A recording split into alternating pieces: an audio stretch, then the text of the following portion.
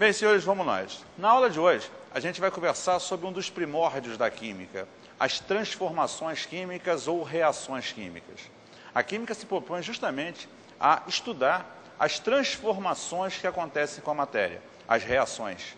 Entre elas, as do dia a dia, a nossa adolescência, o nosso crescimento, o desabrochar das plantas, a fotossíntese, a respiração. Em todos os processos, sejam orgânicos ou não, nós temos, com certeza, transformações químicas ou reações químicas.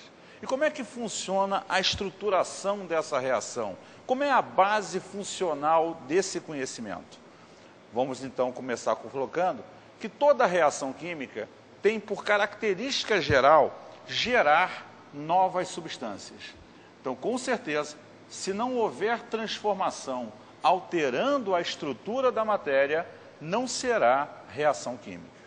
Aqui eles propõem a você mostrar uma reação na qual uma molécula de H2, formada por 2 átomos de hidrogênio, está reagindo com uma molécula de cloro, formada por 2 átomos de cloro.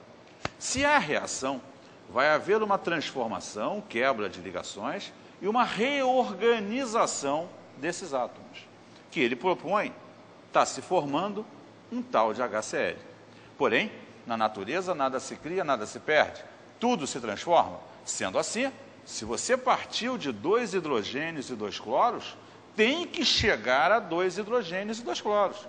Então você não produziu uma, mas 2 moléculas de HCl.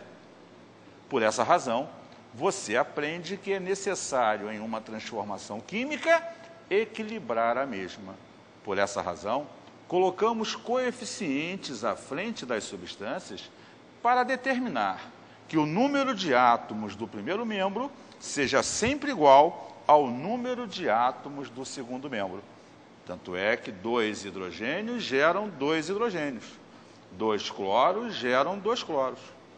Da mesma maneira que se uma molécula de SO2, aqui representada, reage com uma molécula de O2, e ele diz aqui formar um SO3, tem alguma coisa errada nessa história? Porque se eu quebrei as ligações e esse oxigênio se juntou ao SO2, cadê o outro oxigênio? Enfiou aonde? Não dá para esconder ele.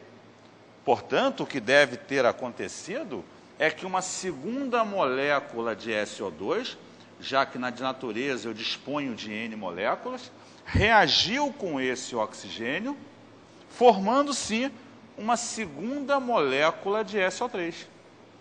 Portanto, eu preciso ser fidedigno com o que eu transcrevo no papel. Então, eu tenho que determinar para você que 2 moléculas de SO2 reagiram com uma molécula de O2, produzindo 2 moléculas de SO3, garantindo que a forma gráfica da reação química, chamada de equação química, seja fidedigna e demonstre realmente o processo que aconteceu. Mais à frente, na estequiometria, você vai aprender que essa proporção é fundamental para determinar as quantidades de substâncias envolvidas em um processo químico. Essa, então, é a estruturação fundamental do processo. Lembre-se, quando monta-se uma reação, o que está antes da seta são os reagentes ou primeiro membro. O que está após a seta, produtos ou resultantes. E a seta indica sempre o sentido em que a reação está acontecendo. Não esquecendo nunca que as letras minúsculas caracterizam os coeficientes que equilibram a reação, pois o número de átomos do primeiro membro tem que ser sempre igual ao do segundo. Até a próxima, um abraço.